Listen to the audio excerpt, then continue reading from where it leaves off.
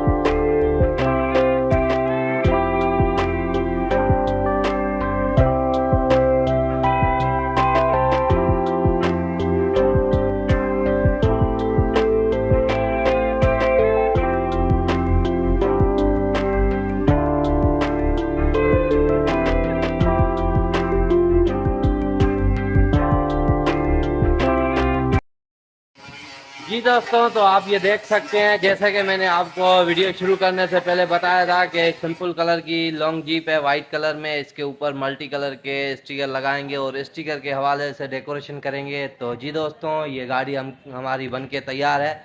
आप चेक कर सकते हैं कैसा लुक दे रही है। अगर आपको ये वीडियो हमारी पसंद आई है तो प्लीज़ इसको लाइक और शेयर ज़रूर करें और हमारे चैनल को भी सब्सक्राइब करें। शुक्रिया। अल्लाह हाफिज़। मिलते हैं नेक्स्ट वीडियो में, तब तक के लिए अपना ख्याल रखें।